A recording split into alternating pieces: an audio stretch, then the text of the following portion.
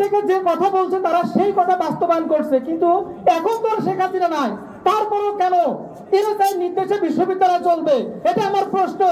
এবং এবং বিশ্ববিদ্যালয়ে এখন যাদেরকে নিয়োগ করা হয়েছে তাদেরকে পূর্বে তো আমরা এদের সাথে যুক্ততা ছিল না, বিধায় তাদেরকে নিয়োগ করা হয়েছে, এবং তারা কেন এইসব করতে এখন ভয় পায়, আমার কিছু প্রশ্ন। এবং এই কাজ হওয়ার ফলেও একটা প্রক্টর কিভাবে এখনো ক্ষমতায় থাকে, এবং এই হত্যাকাণ্ডের সাথে এই যে স্মৃতি মোছার সাথে যারা যুক্ত তাদের অচিরেই আমি দৃষ্টান্তমূলক শাস্তি দাবি করছি, এবং দ্রুত জাতির কাছে ক্ষমা চাইতে হবে এবং তাদের দৃষ্টান্তমূলক শাস্তি দাবি করছি। ধন্যবাদ সবাইকে।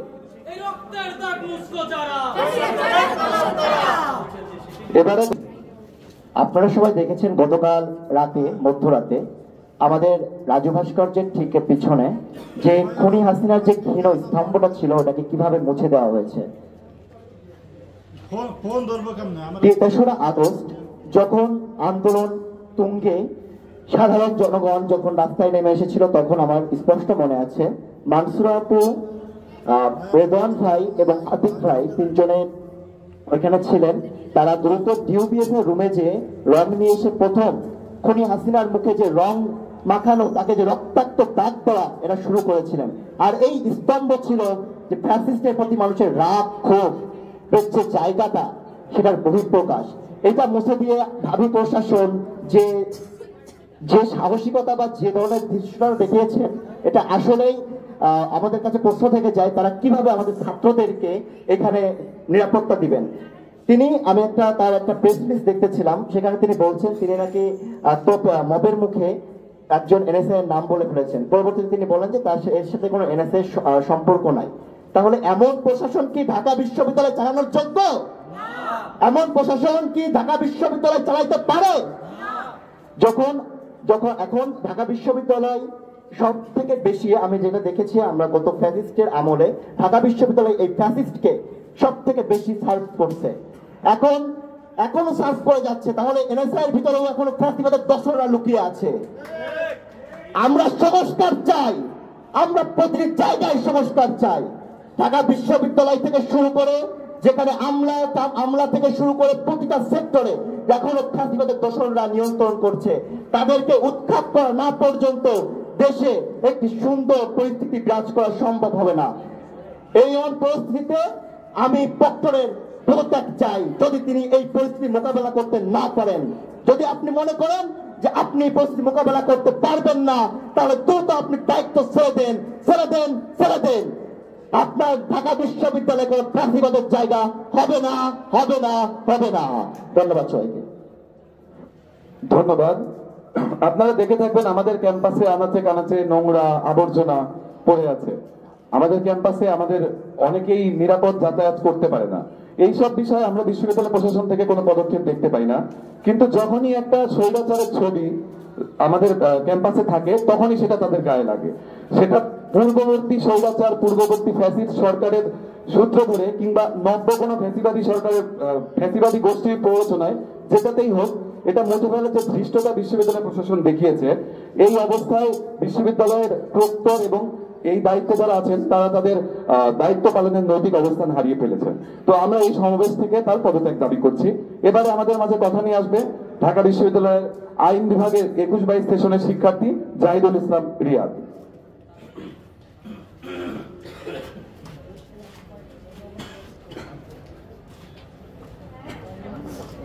বন্ধুগণ, উপস্থিত সবাইকে জানাই সংগ্রামী অভিবাদন এবং এই বিশ্ববিদ্যালয়ের প্রক্টর সাইফুদ্দিন এবং উপাচার্যকে জানাই একরাশ লজ্জা এবং ঘৃণা। বন্ধুগণ, আপনারা জানেন গত রাতে চোরের মতো এই ক্যাম্পাসে সিটি কর্পোরেশনের ক্রেন ঢুকলো, ফ্যাসিস্ট হাসিনার ছবি মুছে ফেলার চেষ্টা করলো এবং খুবই পরিকল্পিতভাবে ছবি মোছা শুরু করলো একদম মাথার দিকটা থেকে। কেন?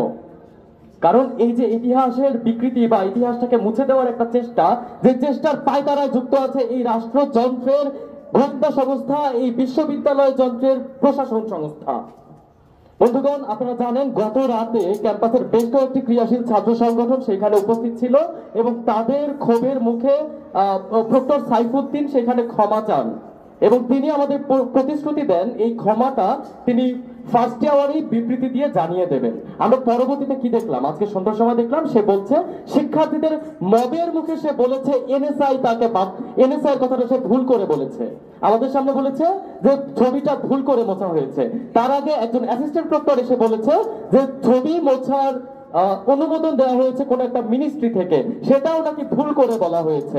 আরে ভাই, আপনারা যদি ভুলের উপরেই ক্যাম্পাস চালাইতে থাকেন, আমরা কিভাবে এই ক্যাম্পাসে টিকতে পারবো, আপনাদের উপর ভরসা করতে পারবো?